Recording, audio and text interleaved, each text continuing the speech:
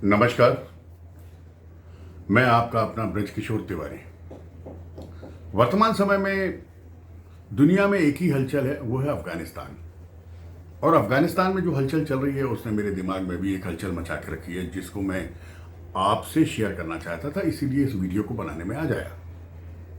अफगानिस्तान के बारे में सारी खबरें तो आपने लगभग लगभग टेलीविजन पे देख ली होंगी, फिर भी एक इंटरेस्ट के लिए मैं आपको हल्का सा क्यों देता हूं।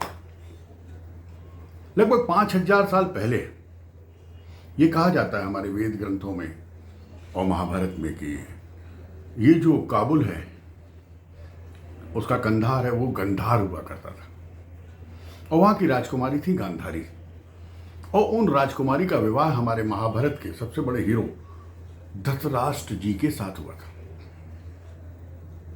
धृतराष्ट्र और गांधारी की मृत्यु के बाद महाभारत के सबसे शरीफ पात्र शकुनी जी ने अफगानिस्तान यानी काबुल पर राज किया। यह तो हो गया हमारा इतिहास।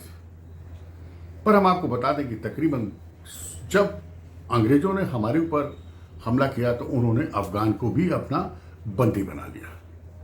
उस समय वहां की कुछ जनजातियों ने उनके खिलाफ प्रदर्शन किए, युद्ध किए और लड़ाई की। ये युद्ध चलता ही रहा। इसी बीच 1978 में सोवियत संघ, जो उस समय था अब रूस है, उसने अपनी सेनाएं भेज के अफगानिस्तान पर अपना वर्चस्व बनाना चाहा। 1978 के बाद रूस ने लगभग आधे अफगानिस्तान को अपने अधीन कर लिया। अब ये बात भला दूसरी महाशक्ति अमेरिका को कैसे बर्दाश्त होती? तो उन्होंने सोचा कि हम वहां से रशिया को कैसे निकालें। अब रशिया को निकालने के लिए वो डायरेक्ट रशिया से तो लड़ नहीं सकते थे, तो उन्होंने अफगान सैनिकों के खिलाफ जो रशिया में थे पाकिस्तान की मदद ली।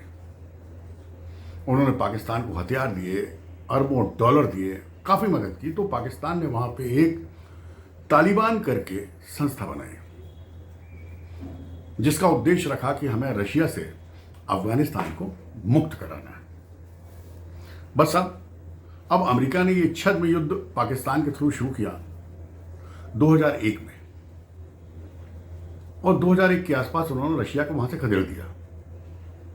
अब वहां की सत्ता परोक्ष रूप से संभालने के लिए अमेरिका अपने सैनिकों के साथ वहां बैठ गया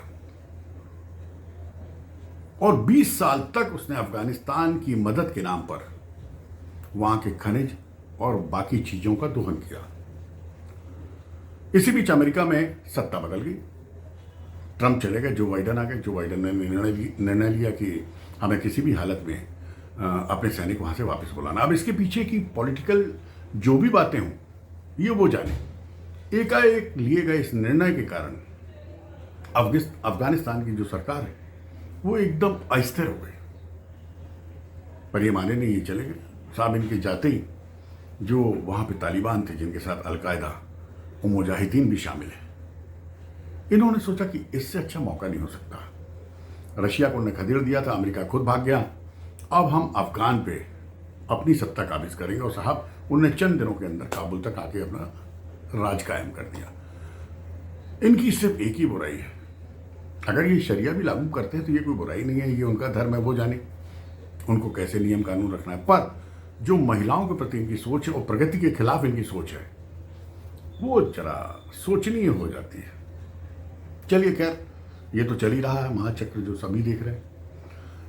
इसके अलावा मेरे दिमाग में मेरे देश के लिए एक बड़ी चिंता है।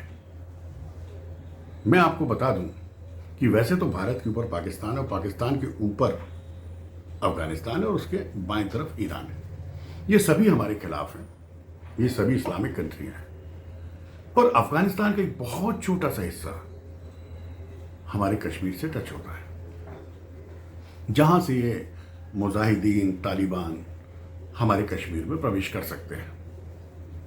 चलिए, उसके लिए मोदी सरकार बैठी है, बहुत ही सशक्त सरकार है, हमें उन पर बिल्कुल शक नहीं है। पर मैं आपको ये बताना चाहता हूं, इस अंतर्राष्ट्रीय साजिश के पीछे चाइना है। वो सीधे आपसे नहीं लड़ पा रहा तो वो इस तरीके से पाकिस्तान के थ्रू आपसे लड़ रहा। और याद रखिए कि जिस दिन भी तालिबान कश्मीर में प्रवेश करेंगे, हमें जितना खतरा उनसे नहीं है उससे ज्यादा हमारे देश के अंदर छुपे हुए 10 लाख स्लीपर सेल्स है, जो कि चाइना, अरब कंट्रीज या पाकिस्तान से बाकायदे तनख्वाह पा रहे हैं। ये उनके स्वागत के लिए बैठे हुए हैं जो हमारे बीच में हैं। ये पॉलिटिकल पार्टी में भी हैं, ये प्रेस में भी हैं, आम जनता के बीच में भी हैं, ये हिंदुओं के रहनुमा बन के भी हैं। आप ये मान के चलिए कि इनको पहचानना बहुत आसान नहीं है। तो फिर इनसे लड़ने के लिए जो वर्तमान सरकार है, हमें उस पर ही भरोसा करना होगा।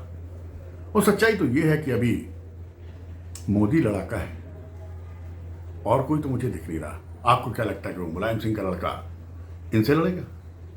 आपको क्या लगता है वो राहुल गांधी देश के लिए इनसे लड़ेगा? या वो कलकत्ता से आएंगी मैडम? नहीं नहीं नहीं, इस समय देश के पास एक ही व्यक्ति है। आप चाहे ना चाहे उसको 3 साल तो सत्ता से हटा नहीं सकते, और आपके ऊपर ये खतरा 30 दिन के अंदर मंडराना शुरू हो जाएगा। तो क्यों ना हम सारे भारतवासी एकजुट होकर अपने वर्तमान प्रधानमंत्री के हाथ मजबूत करें। इसके लिए बस एक ही छोटा सा काम किया जा सकता है कि सरहद पर तो हमारे सैनिक लड़ लेंगे। हमसे ज्यादा चिंता मोदी और अमित शाह को है। वो कर भी लेंगे, सक्षम भी हैं, बशर्ते हमें अपने देश में छुपे हुए स्लीपर सेल्स के बारे में सोचना है। आपके आसपास ये छुपे हुए हैं, छद्मवेशी हैं, क्योंकि जैसे ही वहां से अटैक या वहां से एंट्री होगी, पाक ऑक्युपाइड कश्मीर में आते ही ये इंडियन ऑक्युपाइड कश्मीर पर हमला करेंगे। और उनके समर्थन में हमारे देश में जो ये छुपे हुए गद्दार हैं, ये पूरे देश को अस्थिर करने की कोशिश करेंगे। सर्वाधिक केरल, पश्चिम बंगाल, उत्तर प्रदेश और महाराष्ट्र में बॉम्बे, ये 4 जगह हैं जहां ये लोग छुपे हुए हैं। समय समय पे गवर्नमेंट इनको बेनकाब भी करती है। याद रखिए, तालिबान से ज़्यादा हमें खतरा है तो अपने देश में छुपे हुए स्लीपर सेल्स और उन गद्दारों से जो पॉलिटिकल पार्टी या प्रेस या कोई भी बड़े वट वृक्ष के नीचे छुपे बैठे हैं, अपने आप को मासूम और राष्ट्रभक्त बता रहे हैं। अंतिम मेरी गुजारिश आपसे सिर्फ इतनी है कि किसी भी हालत में, ये कोई पॉलिटिकल एजेंडा नहीं है मेरा, ना मैं अंधभक्त होने के कारण ये बोल रहा हूं, देश हित में बोल रहा हूं। किसी भी रूप में इस समय देश को अगर मजबूत करना है तो वर्तमान सरकार को मजबूत करें। सिर्फ यही व्यक्ति है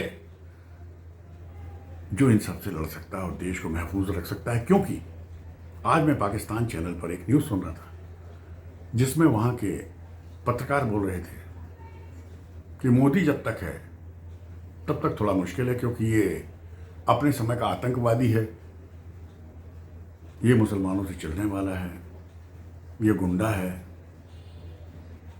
मेरे ख्याल से हमें इस समय इसी प्रकार के प्रधानमंत्री की जरूरत है, राष्ट्र हित में, अपने हित में, अपने परिवार के हित में। तो ध्यान रखिए, अगल बगल अपने स्लीपर सेल्स पर आपकी सीधी नजर होनी चाहिए। बाकी सरकार सक्षम है। ध्यान रहे। नमस्कार।